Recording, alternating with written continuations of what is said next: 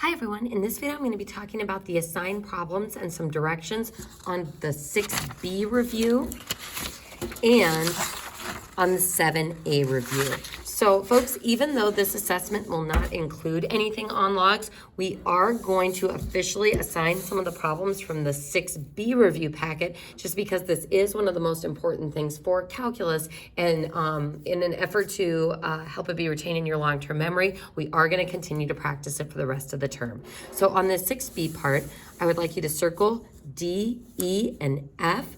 These are graphing problems where you need to include the asymptote, horizontal for exponentials, vertical for logarithmic, and with our exponentials, we want to try to get the power to be equal to -1, 0, and 1 on problem D. And on this one, we want to get the power to be equal to 0. Then do the graph, apply the transformations, and think about how that parent graph is being changed. For the natural log function, you can either use the parent ref point 1, 0, and then apply the appropriate transformations to it using the coordinate transformation formula, or you can write it in exponential form and then do the same thing that you did on the previous problem, just you'd be trying to get the y or the exponent part to be equal to 0 just with the y variable instead of the x variable. In the next section, I want you to do A and B for number 2. On number 3, do E and F. And again, remember this is without a calculator, so don't just type these in. Don't use the change of base formula. These ones I want you to write it in exponential form. On number 4, I want you to do A and B, expanding those statements.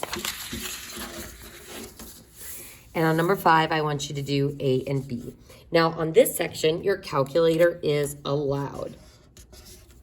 Make sure that you show your solve work and make sure you round your answers to the nearest 1,000. And don't forget where you have to check for extraneous solutions, that the answer part of the log needs to be greater than 0. So on this section, you're kind of doing the right column and then one middle problem. So B, D, F, G, and I are the ones that I would like you to do. On the next page, I would like you to do number 7, this Hogwarts problem. You can skip number 8, but I would like you to do number 9. And folks, we're probably going to come back to this packet and maybe do the rest of these problems. So don't completely cross them out to the point that you can't read them, because we may eventually go back and do some of those problems. Moving on to the Unit 7 part of the review. So this is the content that's actually going to be on this test. I wanted to go through a few of the instructions. First, this section on using the graph to evaluate the limits. I will say that this is usually one of the tougher or more frequently missed parts of the test. So keep in mind that 1 through 4 and 5 through 9 are all, well, 5, 6, 7, and 9 are all evaluating limits, whereas number 8 and number 10, you are evaluating the function at those values. So you have to be very careful when you're reading the notation. Is it coming from the negative or positive direction, or is it the full limit? In the next section, and you are doing #all for the Unit 7 problems, on the next section, you are going to simplify and find the limit either by direct substitution, if that works, or factor and cancel. Similar to what we did in the notes, that's how you find the y-coordinate of the whole. You can also use graphing to check yourself, or to find the limit if it's an end behavior that has a slant asymptote. So if that applies, make sure you show your work on these. Don't just put the final answer. I need to either see the factoring work or the direct substitution work. For number 14, you are finding first the equation for the derivative itself, and then you're going to find the slope of the tangent line at a given x value. On all of these problems, you will need to show f prime of x is equal to the limit as h approaches 0 of f of x plus h minus f of x all over h. And remember, every time you drop down to a new line, you need to include that limit as h approaches 0 notation. So make sure that you do that every time you drop to a new line of work. It's only after you do direct substitution that that limit notation goes away. So folks, even though there is this shortcut you can use to check on some of these problems, you have to show me this full limit definition of the derivative as part of your work. Also make sure it's h approaches 0 and not x approaches 0. That's a common mistake that I see in the notation, so that is a key thing for the test. On the next page, more derivatives. Down at the bottom, you are going to be using LRAM for that f of x equation. So we've got ourselves a quadratic. Your interval is going to be -6, 0.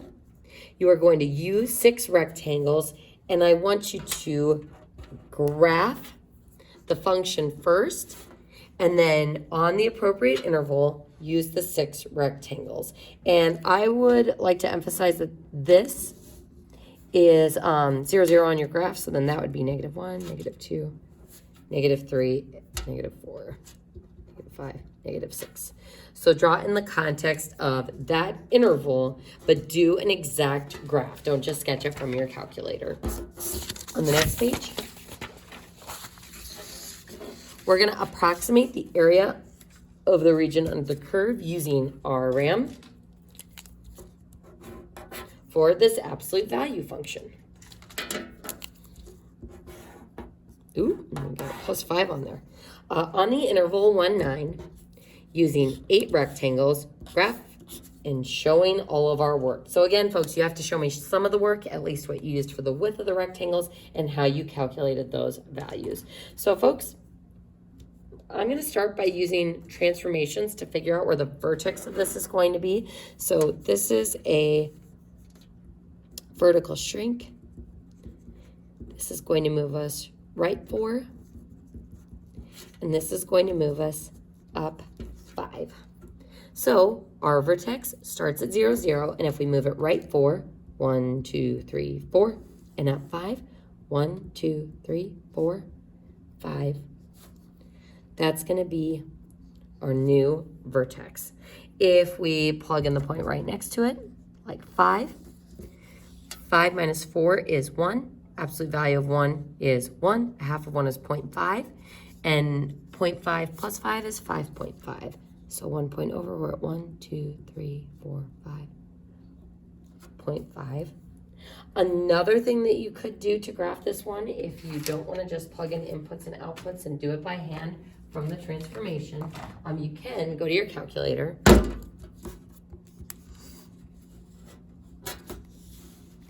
and you can go to math, number, absolute value, and you can type in that absolute value equation. So 1/2 absolute value bars, x minus 4 plus 5. There's our graph. But to do the exact points, I'm going to go to my table and see that at 0, we are at 7. So 1, 2, 3, 4, 5, 6, 7. At 1, we're at 6.5, 6, 5.5. And so it looks like I'm going up by 0.5. And that gives me the exact points on my V. So there's my function itself, which I'm going to darken.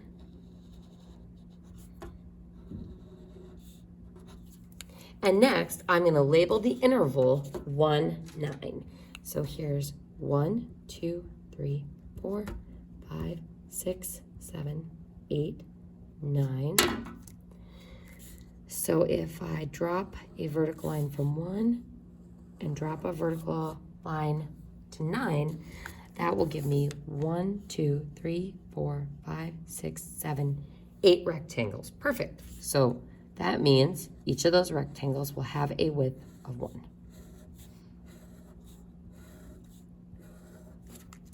So I'm going to go ahead and state that the base of each rectangle will be 1, and the height of each rectangle will be from the function itself. So f of x is equal to 1/2 x minus 4 plus 5.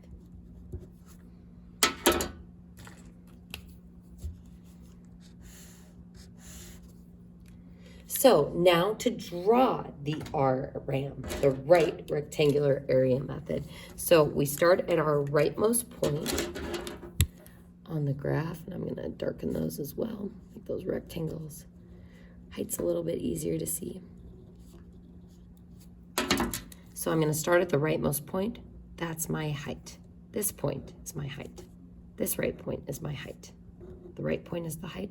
The right point is the height. The right point is the height. So at this one, we start dropping under. The right one is my height.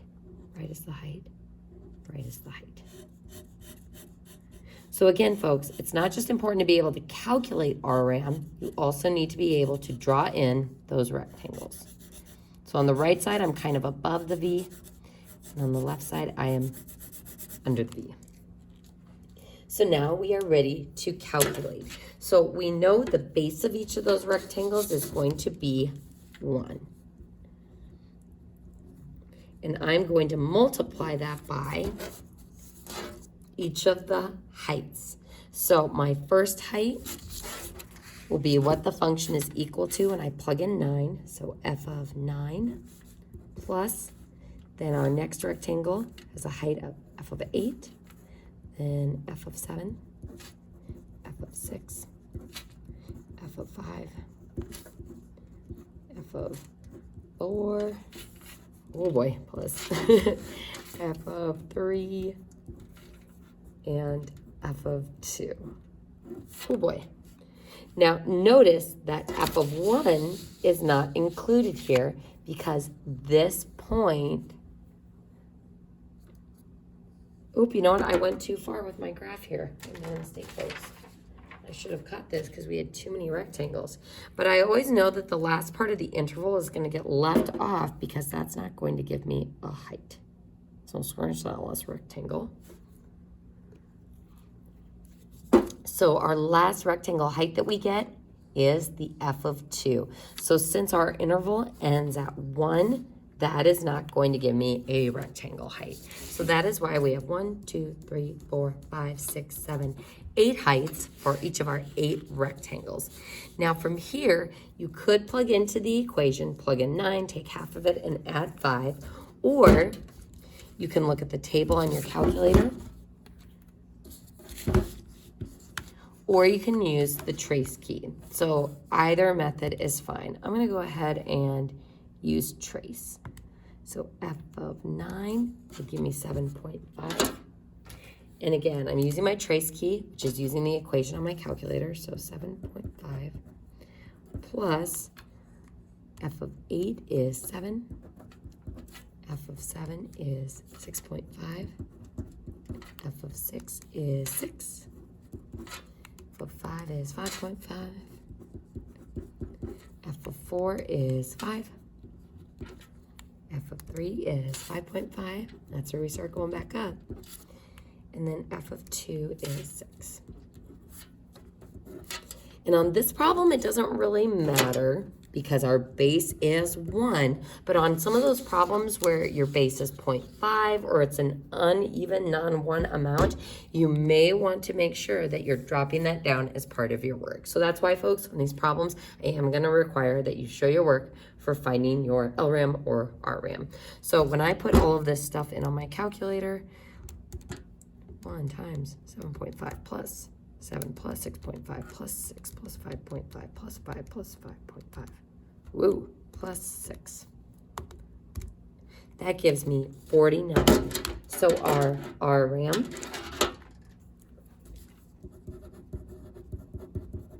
is equal to 49. What? 49 units squared. So make sure you show all the components of this. We have to draw the graph itself. We have to draw what the right rectangular area method looks like, drawing in those rectangles. And then we have to show our work for calculating the RRAM. So make sure you show all of that lovely work on that problem. Now, in the next section, you'll notice that there is nothing written. We're actually going to be adding a problem here. So this is very important that you work through this one because this is great practice for your test, because I do feel like we need a little bit more practice with the fraction ones, derivatives. So what I would like you to write, and this is going to be number 19, is f of x is 1 over x plus 3. So that's our function. We want to find f prime of x, f prime of negative 4, and f prime of negative 3. So we're going to find all of those parts to this problem. So I'm going to go ahead and just type in that equation to see what I am looking at here. 1 divided by x plus 3. There's my function. Now, just from looking at this, f prime of x is going to be the equation of the derivative. If I trace negative 4 and find that tangent point, we see that that is the point negative 4, negative 1, and that if I were to draw in that tangent slope, it would be going down and to the right or be negative. So I'm going to go ahead and write that from the calc, we see that it's a negative slope. Now f of negative 3, or f prime of negative 3, so what is my slope of my tangent line at negative 3 on my graph? We see that it is undefined. So from our calc again,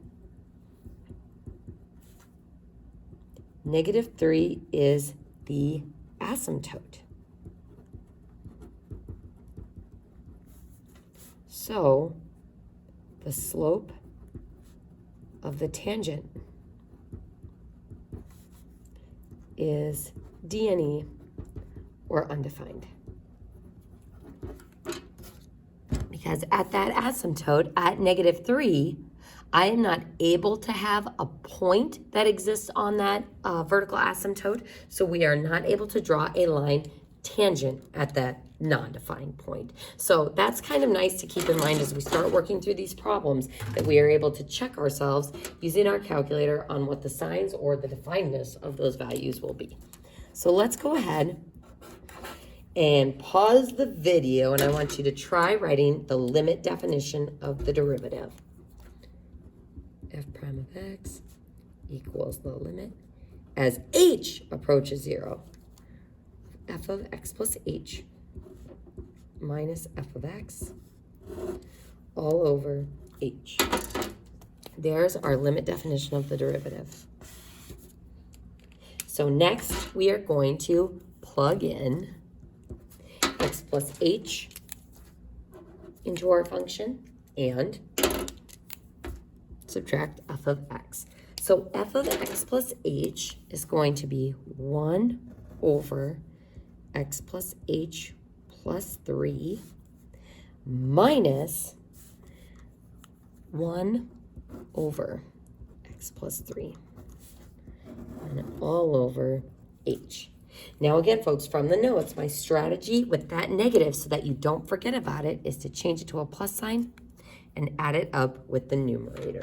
So now we are ready to get a common denominator so that we can add those top fractions together. I'm going to multiply this one by x plus 3 over x plus 3, that denominator, and this one by x plus h plus 3.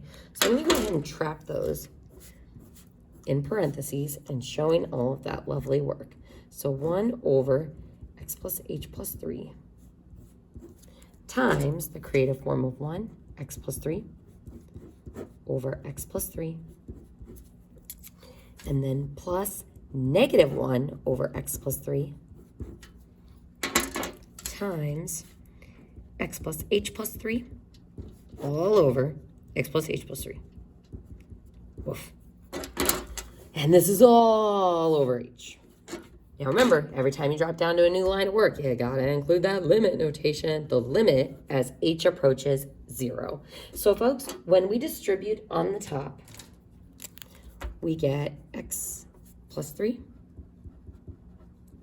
and then all over the two denominators slid together. So x plus 3 and x plus h plus 3. Order doesn't matter on those. And then plus, when we distribute with the other fraction, we get negative 1x, negative h, and negative 3. So negative x, negative h, negative 3. That's why it's important to have that negative up with the 1 so that you remember to distribute it. And x plus 3, x plus h plus 3. So now that we have common denominators, we can add the tops of those fractions together. So x plus 3 plus that stuff, the x's cancel, the 3's cancel, 3 and negative 3 cancels. So all we're left with is negative h. So negative h on the top over x plus 3 times x plus h, plus 3. And this is all, almost forgot it over here, all still over h.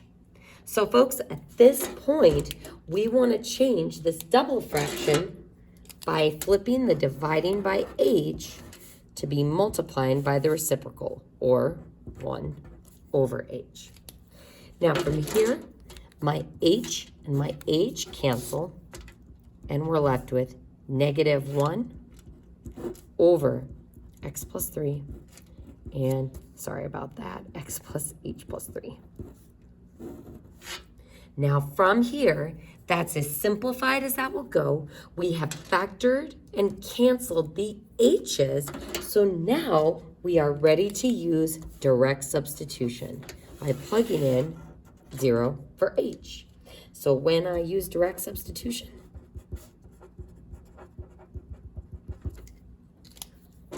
I have now evaluated the limit. So now no more limit notation because I'm plugging the 0 in. We get negative 1 over x plus 3 and x plus 0 plus 3. And that gives us f prime of x, the equation of the derivative, is negative 1 over x plus 3 times x plus 3. You could write that in FOIL form on the bottom if you wanted to. You could also write it in condensed form. So negative 1 over x squared plus 6x plus 9 is okay, or x plus 3 squared is okay. So either of those forms is okay for that one. So that is the first part, finding the equation of the derivative. Now we are ready to find what those slopes of the tangents are at those two values. So we know that this one should give us a negative slope, and this one should give us something undefined. So when I find f prime of negative 4, we're going to plug negative 4 in everywhere we have an x. So negative 1 over negative 4 plus 3 and negative 4 plus 3, which gives us negative 1 times negative 1, or positive 1. So negative 1 times negative 1, which gives us a negative 1. So f prime of negative 4, or the derivative at negative 4, is negative 1. And is this consistent with what our calculator showed us? Yes, that it should give us a negative slope at that point. Now, for the next one, f prime of negative 3, let's see what happens here. F prime of negative 3 is equal to negative 1 over, when we plug in negative 3, we get negative 3 plus 3, negative 3 plus 3, and then negative 3 plus 3 again. So 0 times 0 is 0, and negative 1 divided by 0 is undefined, or does not exist. So f prime of negative 3 is undefined, or